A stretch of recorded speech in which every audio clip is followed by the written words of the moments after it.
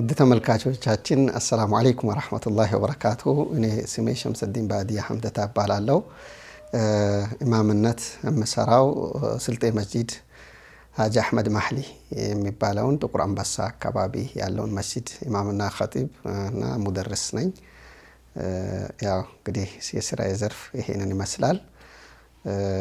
እኔ እንግዲህ ያው እንደማንኛውም ወይም ኢልም ፈላጊ ከልጅነቴ ጀምሮ ቁርአን ራሴን ካወቅኩበት ጀምሮ ቁርአን ሲቀራ በደቡብ ክፍለ ሀገር ወይም በደቡብ ክልል በስልጤ ዞን ልዩ መንደሩ ስልጤ ዞን ሆኖ ማለት በስልጤ ዞን ሉቄ ፋቃ የምትባል መንደር ናት። ወረዳው ምስራቅ ስልጤ ይባላልና እዛ አካባቢ ለቁርአን ሲደርስ አባቴ የተለየ ረዘም ያለ አካባቢ ተጉዞ ነበርና ሰዎች ሲቀሩ አየና ተመልሶ መጣ። አንድ ሼክ ብቻ ነበረው አካባቢው ላይ። ቁርአን ብዙም የተለመደ አልነበረምና የሚቀራ ሰው ብዙም አልነበረም። ከልጆች አንድ ልጅን ቢያንስ ዘካ ላውጣ በሚል ወስዶ ለአንድ ኡስታዝ ሰጠኝና አሽር ጌታ ይባላል። በጠዋት ክፍለ ጊዜ ቁርአን ጀመርኩ። ከአሊፍ ፊደላትን የቆጠርኩኝ ጀመርኩኝ። ከዛ በኋላ ደግሞ ቁርአን ሌሎቹም ወንድሞቼን አብሬ ሄጄ እየቀራው እየኖርኩ ያለው ደርግ ደግሞ ጎልማሳ ትምህርት መውሰድ አለባቸው በሚል ዘመቻ ጀመረና ዘመቻ ሲጀምር የኛ ማህበረሰብ ደግሞ ስልጤ ህዝብ መማርን እንደ ኩፍር ወይም እንደ ክደት ይመለከተው ስለነበረ እኔን አባቴ ደበቅ አርጎ በቅርጫት ብርድ ልብስ አልብሶ ትዝ ይለኛል። ሌሎቹ ትምህርት ሄደው ሲካፈሉ እኔ በቅርጫት ተደበቅኩና ከዛ በኋላ እንግዲህ ለጊዜው ዘመቻውን አመለጥኩ። ዘመቻ ነበረና ተማሩ የሚል እሱ የሚያስበው ግን አንድም ልጅ እንዳይማር የሚል ነበረ አመለካከት የወሰደው። በኋላ እንግዲህ ቁርአን እየቀራው ራሴን እያወቅኩ በለው የሚባል ነበረ የሚቀራው። መድ የሚባል ነገር አለ። እሱን እያቦካን ቀለም እያዘጋጀን በራሴ መጻፍ ጀመርኩ። እየጻፍኩ እየቀራው እስከ አማ ድረስ አንድ ሼክ ኑረዲን የሚባሉ ነበሩ መንደራችን ላይ። እሳቸው እንግዲህ ወደ ማረቆ የሚባል ብሔር አለ፣ እሱም ጋር ለጀናዛ ይጠራሉ። ወደ ኦሮሞም አለ፣ ስልጤ ድንበር መጨረሻ ላይ ነው ያለሁት። ኦሮሞም ጋር ይወሰዳሉ። ምክንያቱም የቀራ አልነበረም፣ ጀናዛ ሰጋጅ አልነበረም በዛ አካባቢ። ይዘውኝ ይሄዳሉ። ምን ይላሉ። ከዛ ትንሽ አማ ሲደርስ የተሻለ ሼክ ጋር ሄድኩኝ። አንድ ሼክ ሻፊ የሚባሉ የጎለጨባ ሼክ የሚባሉ የእሳቸው አማችም ናቸው፣ ደረሳቸውም ናቸው። እሳቸው ዘንድ ሄጄ እንደዚሁ በለውህ እየቀራው እስከ ኑን ወልቀለም ድረስ ቀርቼ ከዛ በኋላ ደግሞ ወጣ ያለ ቦታ ሊቃ ወይም የሚባል ነገር እንግዲህ እንሄዳለን። በሄድኩበት ከኔ ትንሽ የሚያንሱ ሰዎች ሰፊና ሲቀሩ ሳይ እኔ እስካሁን እንዴት ብዬ በቁጭት ተነሳውና መንደሬን ለቅቄ ሰፈር ወጣሁ። ምንም አይነት ስራ እንዳይዘኝ ወጣሁና ከዛ በኋላ ቁርአን በ6 ወር አከተምኩ። በለውህ እስከ ኑን ወልቀለም ጽፌ ያለሁና ከዛ በኋላ ቁርአኔን አክትሜ በ6 ወር ካከተምኩ በኋላ ሁለተኛ እየቀራው የሄድኩባቸው ሼኼ ሰፊና አስጀመሩኝ። ሰፊና ጀምሬ ከዛ ፊቂ ኪታብ እንዳለ በቃ እየቀራው እስከ ሹጃ ድረስ ሲቀራ በደንብ ኪታብ እየገባኝ መጣ። ኡምደቱ ሳሊክ ሲቀራ ወደ ታች ሹጃ ያሉት ሰዎችን መልሼ ማስቀራት ጀመርኩ መድረሳ ላይ። እና ሼኹ ደግሞ በጣም ፈጣን ስለነበርኩኝ በእውቀትም በደንብ ተንከባክበው ያዙኝ። ሼክ ሐሰን ይባላሉ። አባቴም ናቸው፣ የባለቤቴም አባት ናቸው። እና ፊቅህ ኢልም ሲጨርስ ደግሞ ናሁ እሳቸው ጋም የተወሰነ ጀመርኩና ሌላ ቦታ ጀሩማ ሙልሃ ለማረብ ሸሪካ ፍለጋ በሰዓቱ አላገኘውም ነበረ። ሳንኩራ የሚባል አገር ተንቀሳቀስኩኝ። የተወሰነ ቦታ እንግዲህ ተጉሼ እዛም ተመልሼ እንደገናም እሳቸው ጋር አጀሩማ ሙልሃ ፊቂ ያስቀሩን ሸጋ ቀራሁና ከሽፈን ንቃብ ጨረስኩ በሳቸው። እንደገና ሌላ መድረሳ ሄጄ እንደዚሁ ሌላ የናሁ ክታቦችንን ፈዋኪህ የመሳሰሉ ሸሪካ የሆንኩኝ ቀራው። እንደ ማንኛውም ሰው እንግዲህ ቢያንስ የናሁ ተርቲብን ትንሽ ነገር ክታቦችን ሌሎችንም ማዳዎች ከቀራው በኋላ እንግዲህ የተወሰነውን ኢልም ከገፋው በኋላ አዲስ አበባ መጥቼ ኩቱብ ስታዎችን ሼክ መሐመድ ራፊ ጋር ሙክተሰራት ደግሞ ከታች ሼክ አብዱሰላም አንዋር የሚባሉ የፌዴራል ዑለማ ምክር ቤት አባል ናቸው።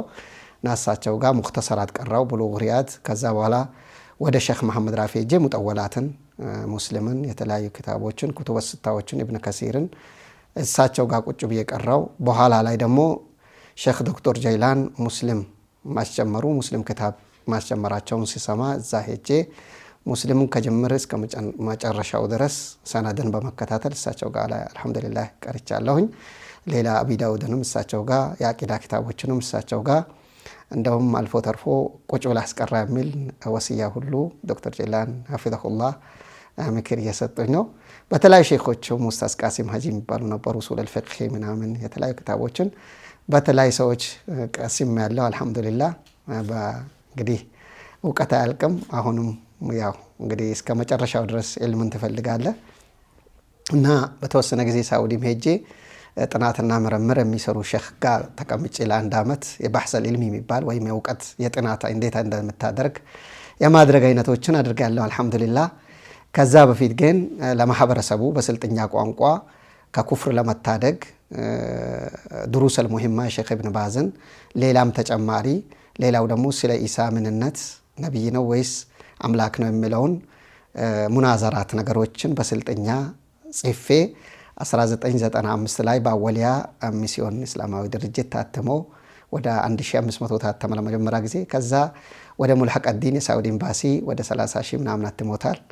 ከዛ በኋላም ሌላ መንጆ እንደዚሁ ታትሞ ማህበረሰቡ ተጠቅሞበታል። በአረብኛም የተዘጋጀ ክታብ አለ። ወደፊት ለህትመት ይበቃል ብዬ አስባለሁኝ። ሼክ መሐመድ ሐሰን ፈድሉ ሐፊዘሁላህ አንብበውት ይሄ ክታብ መታተም አለበት ብለው እንትን ጽፈውልኛል ተስኪያ። ሌሎች እነ ዶክተሩ አላደረሳቸውም አንብበውታል በተወሰነ ደረጃ። ዋላ ኩል ያህል የኔ የህይወት የታሪክ ህይወቴ እንደዚህ ይመስላል። በተወሰነ ይሄንን ነው እንግዲህ የማደርገው። ያው እንደ ማንኛውም ኢማም ኹጥባ አዘጋጃለሁ፣ ሳምንታዊ ኹጥባ። የኹጥባ አዘገጃጀትም አለኝ። የታሪኩ ዝግጅት በወፍ በረር በተወሰነ ያህል ለመጠቃቀስ ያህል ይሄንን ይመስላል። የጅማውን ዝግጅት ተመልሰን ኢንሻአላህ እናያለን።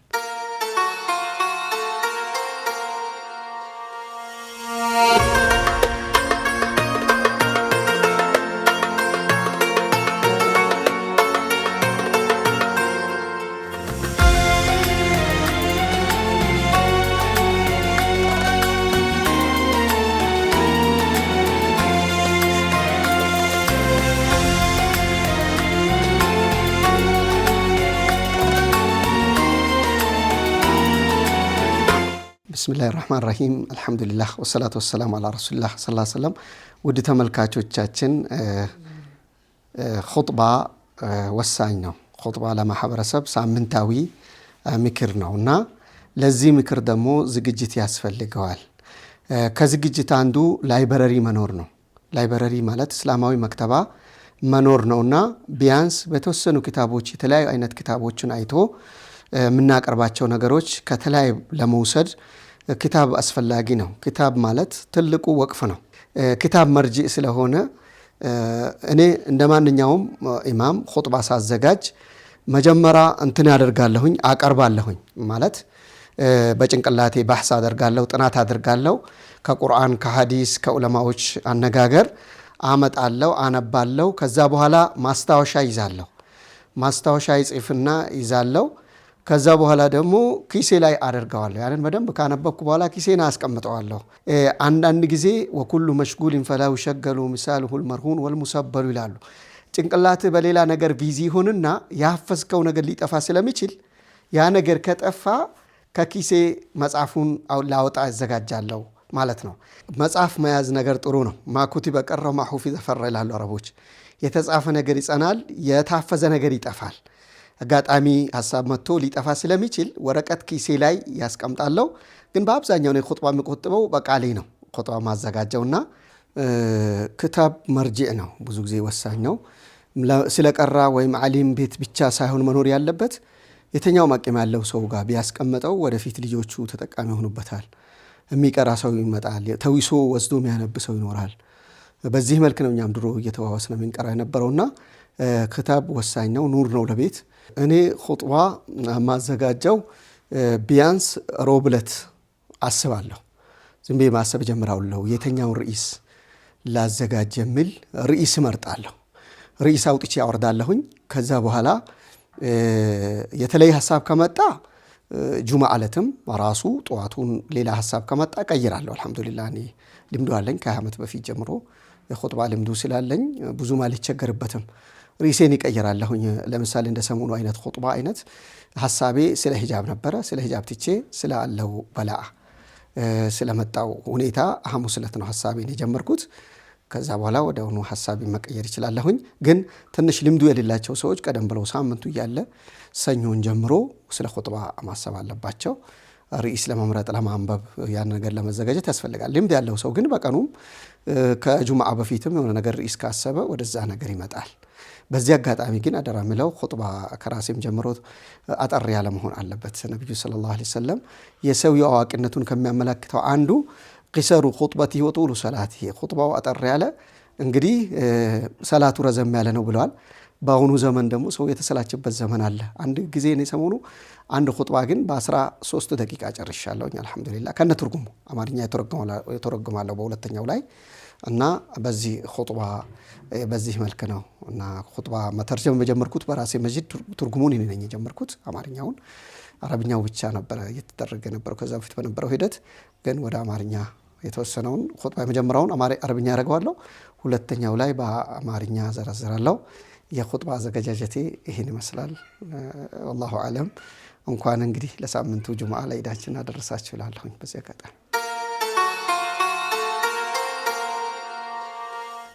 አሁን እንግዲህ እኔ የማሰግደው ስልጤ መስጂድ ቅድም እንደነገርኳችሁ ስልጤ መስጂድ ጥቁር አንበሳ አካባቢ ያለው ሀጂ አህመድ ባህሊ ስልጤ መስጂድ በመባል የሚታወቀው መስጂድ ላይ ነው የማሰግደው። የመኖሪያ አድራሻዬ ደግሞ ስልጤ ሰፈር ዓለም ባንክ ያለው ስልጤ ሰፈር ነው ያለው። ስልጤ መስጂድ ኹጥባዬን ለመኹጠብ ተዘጋጅቻለሁ። የኹጥባዬም ርዕስ ደግሞ ሀገራችን ላይ የተከሰተው ዓለም ላይ የደረሰው ስለ እሳተ ገሞራ አፋር ላይ የተከሰተውን ክስተት ነው። ይህ ደግሞ ለኛ ደውል ነው። ይህ ደውል ደግሞ ተውበት እንድናደርግ ሰደቃ እንድናደርግ ምስኪኖችን እንድናግዝና ዑለማዎችን እንድንካድም ቀድሞውኑ እየነገረን ነው አላህ አዘ ወጀል ምልክት ነው። ስለዚህ ይህ ነገር በላአ የሚነሳው በሰደቃ በማድረግ ተውበት በማድረግ ወደ አላህ በመመለስ ነውና ያጠፋነው ወንጀል እንግዲህ ከአላህ ጋር እስትግፋር በማብዛት ነው። የዛሬ ኹጥባ ርዕስ ይህን ይመስላል። ወደ ኹጥባ ወደ መስጂዳችን ኢንሻአላህ።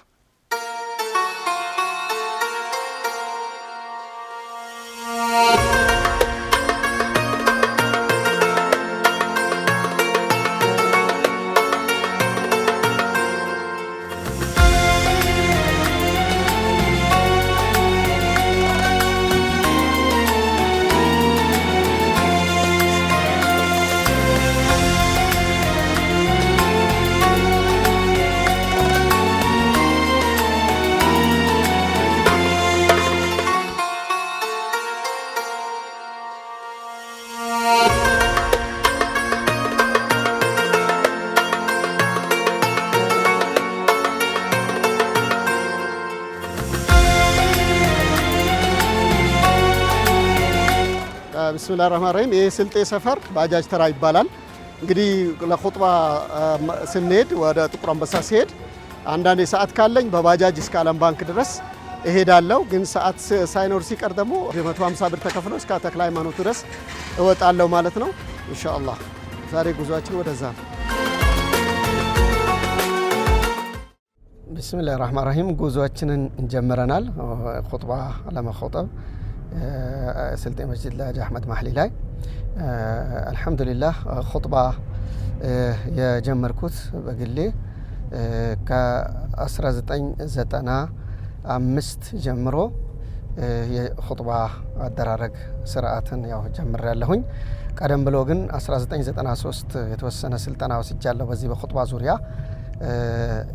ሙሐደሳ እንዴት መኹጠብ እንዳለብኝ የሚለውን ከዛ በፊት ዒልሙን ቢማርም ግን ኹጥባ ራሱን የቻለ ልምድ ስለሚያስፈልገው ኹጣጠብ ላይ ሰዎች የምናቀርበው ርዕስ አመራረጥ ላይ ስለሚያስፈልገው ያኔ ኹጥባ የጀመርኩት እንግዲህ 1995 የጀመርኩት የመጀመሪያ ሚንበር የወጣሁት ግን በስልጤ ዞን ወራቤ ከተማ ላይ አቡበክር መስጂድ ሙጀማ አቡበክር ስዲቅ ላይ ነው። እዛው ነው ለብዙ አመታት የቆየሁትና በዛው ማዕከል ከፍቼ ዱዓቶችን ማሰልጠኛ ማዕከል ማለት ነው እና 2015 ድረስ እዛ ነበረ ሲሰራ የነበረውና ኹጥባ የሚቆጥብ የነበረው እዛ ሙጀማ አቡበክር ስዲቅ መስጂድ ላይ ነውና የአዲስ አበባ ኹጥባዬን ግን የጀመርኩት እዚህ መኹጠብ ማለት ነው የዛሬ 3 ዓመት አካባቢ ነው። ኹጥባ እዚህ አዲስ አበባ ላይ የስልጤ መስጂድ ላይ ኹጥባን የጀመርኩት እና የኹጥባ አጀማመሬ ይህን ይመስላል። እኔ በአጠቃላይ የጁምዓ ፈድሎችን የሚጀምረው ሐሙስ ነው። ሐሙስ ከሰዓት ከአስር በኋላ ጀምሮ የጁምዓው ትዝታ ይመጣልኛል። የጁምዓ ፈዳኢሎቹ ይጀምራለሁኝ። በተለይ ከአስር በኋላ ጀምሮ የጁምዓው ሰዓት እየተጠጋ ስለሆነ በተለይ ለይለተል ጁምዓ ልዩ ፈድል ስላላት ማለት ነው።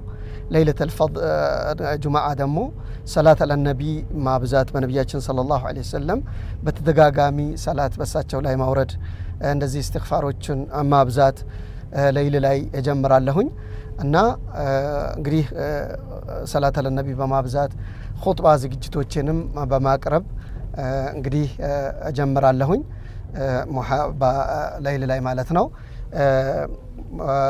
ከዛ እንግዲህ ጠዋቱኑ እንግዲህ ጉስል ነው፣ ሱና ነው መታጠብ። ነቢዩ ሰለላሁ ዐለይሂ ወሰለም ጉስል የውሚል ጁምዓቲ ዋጅቡን አላ ኩሊ ሙሕተሊም፣ የጁምዓ ቀን መታጠብ አቅማዳ በደረሰ ላይ ግዳጅ ነው ብለዋል ዑለማዎች። ይሄ ግዳጅነቱ እንዴት ነው የሚለው ሰፊ ጥናት ተናግረዋል። ሳምንት መታጠብ አንድ ሙስሊም ላይ በሳምንት አንድ ቀን መታጠብ ግዳጅ ይሆንበታል። ጁምዓ ቀንም ባይሆን እንኳ በሳምንት አንድ ቀን መታጠቡ ግድ ይሆንበታል። ከማህበረሰብ ጋር ስለሚጨመር መጥፎ ጠረን ስለሚገኝበት የጁምዓ ቀን መታጠቡ ግድ ስለሚለው እንግዲህ በዛ የጁምዓ ቀን መታጠብ ደግሞ ልዩ ፈድል አለው። ነቢዩ ሰለላሁ ዐለይሂ ወሰለም መን ኢግተሰለ የውመል ጁምዓቲ እንግዲህ የጁምዓ ቀን የታጠበ አሉ ፈቢሃ ወኒዕመት፣ እንደው ያማረለት ሆነ ሰውየው መልካም ስራ ከሰራው የተሻለው ስራ የዛን ቀን መታጠብን የመሰለ ሽቶ መቀባትን የመሰለ ንጹህ ልብስ ማዘጋጀትን የመሰለ ትልቅ ፈድል አለው ማለት ነውና በተለይ ኸጢቦች ላልሆኑ አካላት ደግሞ በጊዜ መግባት፣ ኸጢብ የሆነ ሰው ኹጥባ በማዘጋጀት በምን ሰዓቱ ሲደርስ እንደሚገባ ነው የነቢዩ ሱና የሚያሳየው። ኢማሙ ሚንበር ሲወጣ መላኢካዎች እንግዲህ መዝገባቸውን ጠቅልለው ይነሳሉ። በራሴ ዝግጅቴ እንግዲህ የማደርገው ከጠዋቱ ገላይን ታጠባለሁኝ። ከዛ በኋላ ጥፍር በቅሎብኝ ከሆነ ጥፍሬን እቆረጣለሁ፣ ጥፍሬን አስተካክላለሁ። ከዛ እንግዲህ ያው ተነስቼ ቁርሴን እበላለሁኝ። ከዛ በኋላ ልጆቼም ትምህርት ቤት የሚሸኝ ከሆነ እነሱን አድርሼ ትምህርት ቤት አደርስና ተመልሼ ቤት መጣና ከዛ በኋላ የጁምዓ ልብሶቼን አዘገጃጃለሁ። ከዛ ልብሶቼን አዘጋጅና ልብሶቼን ለብሼ ከዛ በኋላ እንግዲህ ሽቶዬን እቀባለሁኝ። ከዛ በኋላ እንግዲህ ያው እኔ ወደ ጉዞዬ ላይ ደግሞ ማደርገው ወጣለሁ። መንደሬ ስልጤ ሰፈር ዓለም ባንክ ላይ ነውና በጊዜ መነሳት ስላለብኝ ቶሎ ብዬ 4 ሰዓት ከመሆኑ በፊት ወደ ባጃጅ ተራ ወጣና እዛ ባጃጅ ይዤ ዓለም ባንክ በጊዜ ከወጣው 4 ሰዓት ከወጣው ወደዛ እሄዳለሁኝ እና ወደ ወርዳለሁ ወደ ስልጤ ሰፈር ተክለ ሃይማኖት ጥቁር አንበሳ ስልጤ መስጂድ ማለት ነው። እጄ ኹጥባዬን ከመግባቴ በፊት የሆነች ክላስ አለች። እሷ ክላስ ገባና መልሼ ኹጥባዬን ራፍሊ አየዋለሁ። ከዛ አይና እንግዲህ ውዱ አድርጌ ምን ብዬ ከዛ እንደገና እዛ ማለት ነው ገባና ሱናዬን ሰግዳለሁኝ። ሰዓት ካለኝ ቁርአን እቀራለሁ፣ ሰዓት ከሌለኝም ወደ ኹጥባዬን እወጣለሁ። ዛሬ ኹጥባም እንደማደርገው በዛ መልክ ተዘጋጅቼ ነው። የዛሬ ኹጥባ ደግሞ የመረጥኩት በሀገራችን የተከሰተው ትልቁ የቂያማ ምልክት ከሆኑት ትላልቅ ብዙ ምልክቶች አንዱ የሆነው የእሳተ ገሞራ ፍንዳታ ነው። አፋር ላይ አካባቢ የእሳት ዕለት ሆኖ ተነስቶ ጭስ ጉም ተነስቶ ከየመን ወደ ሂንድ ድረስ የተሰራጨው ይህ ትልቁ በልዓ ለእኛ ማስጠንቀቂያ መሆኑን የሚያሳይ ከመሆኑ አንጻር ይህን ርዕስ መርጬ ይህን ኹጥባ ላዘጋጅ ወደ መስጂዴ እየተጓዝኩ ነው ያለሁትና ሁሌም ዝግጅቴን ርዕሴን መርጬ ነው በዚህ መልክ ሄጄ ኹጥባዬን የማዘጋጀው ማለት ነው። ነቢዩ ሰለላሁ ዐለይሂ ወሰለም በዚህ የኛ ማህበረሰቡ ትንሽ የሰነፈበትና የረሳው ነገር የሚባለው ነገር ከቤቱ ታጥቦ ውዱ አድርጎ ሽቶ ተቀብቶ ከቤት ካለው ቅባት ተቀብቶ ጥሩ መዓዛ ይዞ በመጀመሪያ ሰዓት የገባ ግመል ልክ ሰደቃ እንዳደረገ ያገኛል ብሏል ነቢዩ ሰለላሁ ዐለይሂ ወሰለም። በሁለተኛው ሰዓት የገባ ሰው ደግሞ እንግዲህ ከብት አርዶ እንዳቀረበ ነው። በሶስተኛው የገባ ሙኩት እንዳቀረበ ነው። በአራተኛ የገባ ደግሞ ዶሮ እንዳቀረበ ነው። በአምስተኛ የገባ ደግሞ እንቁላል እንዳቀረበ ነው። በስድስተኛው መላኢካዎች መዝገባቸውን ይዘው ይነሳሉ እና ሰው ይሄንን ፈድል ቢያንስ እንደው በሌላ ሐዲስ ደግሞ የአመት ወንጀልን ያስምራል። ከቤቱ ውዱ አድርጎ መስጂድ መጥቶ በጊዜ ዘክሮ የቀራ ቁርአን ኸጢቡ እስከሚገባ ድረስ ያንን ያደረገ ሰው የአመት ወንጀል ይማራል። ይህ ቀላል ነገር አይደለም። ነቢዩ ሰለላሁ ዐለይሂ ወሰለም በተናገሩት ሐዲስ ላይ ማለት ነው። ሌላው ማህበረሰቡ መጠንቀቅ የጁምዓውን ፈድል የሚያሳጣው ነገር እርስ በርስ መነጋገር የለበትም። ኹጥባ ኢማሙ ሚንበር ከወጣ በኋላ ኢማሙ ሊያናግር ይችላል እንጂ ወይም ማእሙሞቹ ለኢማሙ የሆነ የሚጠቁሙት ነገር ካለ ሊጠቁሙ ይችላሉ እንጂ ማህበረሰቡ ኹጥባ ከተጀመረ ጀምሮ መናገር ወይም የመስጂድ ካዲሞች ማውራት፣ እርስ በርስ ሰውን በኺድማ ማውራት ተገቢ አይደለም። ቢያንስ ዑለማዎች ላይ ኺላፍ ቢኖሩም በምልክት ሊያሳዩ ይችላሉ እንጂ ከዚህ በተረፈ መናገር የለበትም። በጁምዓ ቀን የተናገረው ውዳቄ ንግግርን ሰርተዋል ብለዋል ነቢዩ ሰለላሁ ዐለይሂ ወሰለም። የጁምዓን አጅር ስለሚያሳጣ እንግዲህ ጸጥ ባለ ሁኔታ ኢማሙ የሚያስተላልፈውን መልእክት ሳምንታዊ የተከሰተ አጀንዳ ነው ኢማሙ የሚያስተላልፈው ለኡማው የሚጠቅም ነገር ነውና ማዳመጥ ያዳመጠ ሰው አሉ ነቢዩ ሰለላሁ ዐለይሂ ወሰለም አንድ ጁምዓ እስከ አንድ ጁምዓ ድረስ ያለው ወንጀሉን ይማራል። ስለዚህ ይህን ፈድል በጣም ትኩረት አድርጎ በሳምንት ወንጀላችን ታጥበን ነው ምንመጣውና ጁምዓ ደግሞ ትልቅ ቀን ናት። አባታችን አደም የተፈጠረባት ቀን ናት። ጀነት የገቡበት ቀን ነች። ከጀነት ደግሞ እንደዚሁ ወንጀል ሰርተው እንግዲህ አላህ ሊፈትናቸው ሲፈልግ በዛው የወጡበት ቀን ነው። ቂያማ የሚትቆሙበት ቀን ነው። ጁምዓ ቀን ደግሞ ሰዓት አለች አሉ ነቢዩ ሰለላሁ ዐለይሂ ወሰለም። ያችን ሰዓት አላህን ሲለምን አይገናኛትም በዛ ዱዓው ሙስተጃብ ቢሆን እንጂ አሉ። አብዛኛው ዑለማዎች ያስቀመጡት ባዕደል አስር የቀደምቱ ሰዎች ከአስር በኋላ ጁምዓ መስጂድ ላይ ተቀምጠው ፀሐይ እስከሚገባ ድረስ አላህን ይማጸኑ ነበር። ያቺ ሰዓት ሙስተጃብ ናት እና ቢያንስ ያንን የጁምዓ የዱዓ ቀን ነው ማለት ይቻላል በጥቅልሉ ማለት ነው እና በሚንበር ኢማሙ በወጣበት ሰዓት ቁጭ ብሎ ሁለተኛው ኹጥባ በሚነሳበት ሰዓት ናት። ብዙ ዑለማዎች ሀሳብ አቅርበዋል። ግን በአብዛኛው የመጣው ከአስር በኋላ እስከ ፀሐይ እስከሚገባ ድረስ የጁምዓ ቀን ዱዓ ፉርሳ ልንጠቀም ይገባል። ለጋራ ለወንድሞቻችን ለሀገራችንም በዚህ መልክ መጠቀም ይኖርበታል ማህበረሰባችን። አላህ ተጠቃሚዎች አላህ ያደርገን። ጁምዓ ሰራተኞች ባሪያዎች አይደሉም። በነገራችን በባሪያ ላይ ፉቅሃ አልመዝሀብ ሻፊዒያ አይወጅብም ይላል ኹጥባ ጁምዓ። ነገር ግን ሰራተኝነት የተቀጠረ ሰው ባሪያ አይደለም፣ ጁምዓ ይወጅብበታል። ጁምዓ ማይወጅበው ሴት ልጆችና በታመመ ሰው በስተቀር በሴቶች በስተቀር ወንድ ልጅ ላይ ጁምዓም ጀማዓም ይወጅብበታል ኡዝር እስከሌለው ድረስ። ስለዚህ ጁምዓ ቀጥረን የምናሰራ ሰዎች እነሱ በሰገዱት አጅር እናገኛለን። አበረታተን ማይሰግዱትን እንኳን እንዲሰግዱ በማድረግ እና ጁምዓ እንዲሄዱ በጊዜ እንዲዘጋጁ ቢያንስ የመጀመሪያው አዛን ከተባለ በኋላ ከስብ ራሱ የተከለከለ ነው። እንግዲህ ወኢዛ ኑዲየ ሊሰላቲ ሚን የውሚል ጁምዓቲ ፈሰዐው ኢላ ዚክሪላህ ነው አላህ ያለው። የጁምዓ ቀን ጥሪ ከተደረገ ወደ ሰላቱ ሂዱ ነው። ከዛ በኋላ መከሰብም አይፈቀድም። ነገር ግን በቀኑ መከሰብ ይቻላል። የመጀመሪያው አዛን ከተባለ በኋላ ግን ከስቡም ሐራም ነው፣ በረካ የለውም። ሰራተኞቻችሁ በዛ ሰዓት ቢታሰሩ በረካ አይኖረውምና ስለዚህ ወደ ጁምዓ እንዲሄዱ ማዘዝ ግድ ይላችኋልና ሀብታችሁን በበረካ እንዲያልቅ ለኸይር እንዲውል እና ሰራተኞቻችሁ የሚሰሩት በስራችሁ ያሉ ሰዎችን አደራችሁን ብለዋል ነቢዩ ሰለላሁ ዐለይሂ ወሰለም። እንደው አላህ ጠልቷቸው አይደለም በአንድ ሰው ስር ላይ የሚያደርገው። ስለዚህ የነሱ በሰሩት ኢባዳ አጅሩን ትጋራላችሁ የሚል መልእክት ለማስተላለፍ ወዳለሁ። ብዙ ጊዜ የጁምዓ ሂክማ ጥበቡ አንዱ ሰዎች የጁምዓ ቀን ይሰግዳሉ። ስገድ ብለህ ዳዕዋም ስታደርግላቸው ጁምዓ ይጀምራለሁ ይላሉ። ይህ ጁምዓ ደግሞ ምስጢሩ እንግዲህ በዛው ገብተው ዱዓው ሙስተጃብ ስለሆነ በዛ አላህ ኢስቲቃማ ይሰጣቸዋል፣ ሊሰጣቸው ይችላል አብዛኞቹ ማለት ነው። እና ጀምሮ መተው ይሄ እንግዲህ ብዙ ጊዜ ሰላት ያው አንዱ ዋናው መሰረታችን እስልምና መሰረቱ ሰላት ነውና ገብተን በዛ ኢስቲቃማ ልናገኝ ይገባል። በዛው በገቡበት እንዲቀጥሉ ደግሞ ኢማሞቻችንም ስለ ሰላት ያለውን ትኩረት እንግዲህ መርጠው ኹጥባ ላይ ቢያንስ በወርም በሁለት ወርም ስለ ሰላት የእስልምና መሰሶ እንግዲህ ሁለተኛው ማዕዘንን አበክሮ ኹጥባ ማድረግ ርዕስ መርጦ ሰላት ያለውን ደረጃ ከወንጀል እንደሚያብስ ሪስክ እንደሚያመጣ ሰላት የልብ እርካታ መሆኑ ጡማእኒና መሆኑን ኹጥባ ርዕስ የመረጠን ኢማሞች እኛ ላይ ለሰዎች በገቡ በዛው ኢስቲቃማ እንዲኖራቸው የሚስብ ኹጥባ ልናደርግላቸው ይገባል የሚል ነው። ኢንሻአላህ ያው መስጂዳችን እንደሚታወቀው ሴንተር ማዕል ከተማ ነው ያለው መርካቶ እና ጀማዓ አልহামዱሊላህ በጣም ብዙ ጀማዓ ያለው ነው። በተለይ ከዚህ 3 አመት በኋላ በጣም ብዙ ለውጦች አሉ አልহামዱሊላህ። መስጂዱም ከመልማት አንፃር ከማደግ አንጻር በጣም ብዙ ህዝብ የሚገኝበት መስጂድ ነውና መስጂዱ ውብ ያለው ታሪካዊና ረጅም ጊዜ እድሜ ያስቆጠረ በአንድ አህለል ኸይር ወቅፍ ተደርጎ በኋላ በማህበረሰቡ ይገዛ የተገነባ መስጂድ ነው እና ጥንታዊ መስጂድ ነውና መስጂዱንም ውበቱን ታያላችሁ። የኹጥባችንም ርዕስ ኢንሻአላህ ቅድም እንዳነሳውላችሁ እንትኑ ስለ ወቅታዊ ጉዳይ ነው። አንድ ኢማም ኹጥባ ሲያደርግ ጊዜውን ወቅታዊን ያሙራከዘ ወይም ያገናዘበ ሊሆን ይገባል። ኹጥባችንም ትከታተላላችሁ። እንግዲህ እናንተንም እኛንም ተጠቃሚዎች አላህ ያድርገን።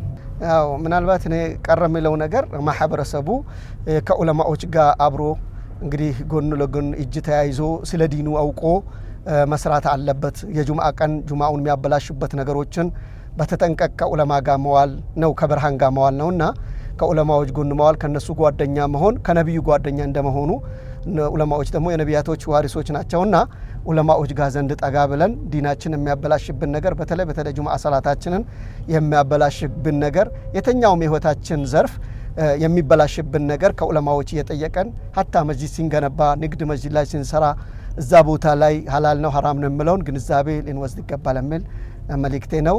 በዚህ አጋጣሚ ሚንበሮችም ለኡማው የምታደርጉትን አስተዋጽኦ በደንብ እጅግ አድርጌ አመሰግናለሁ። ነቢያችን ሰለላሁ ዐለይሂ ወሰለም ሰዎችን ያላመሰገነ አላህን አያመሰግንም ብለዋልና ለዚህ ድካማችሁና ልፋታችሁ አላህ ይቀበላችሁ ይላለሁ።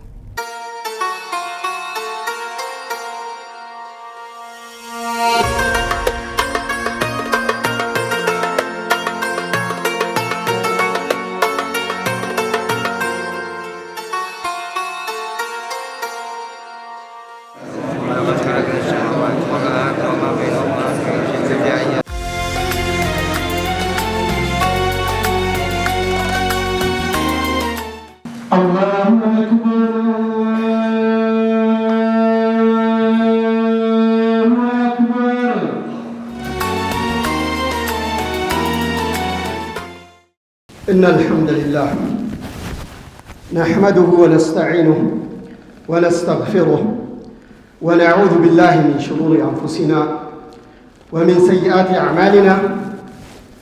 من يهده الله فلا مضل له ومن يضلل فلا هادي له. أشهد أن لا إله إلا الله وحده لا شريك له وأشهد أن محمدًا عبده ورسوله.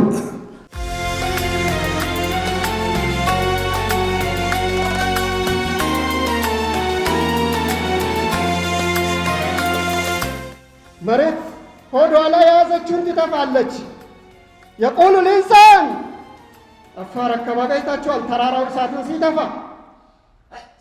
እሳትን ሲተፋ በል ዩቃል ይሄ ዱኻኑ እስከ የመን ድረስ እምትዳድ ሆኗል እየተባለ ነው።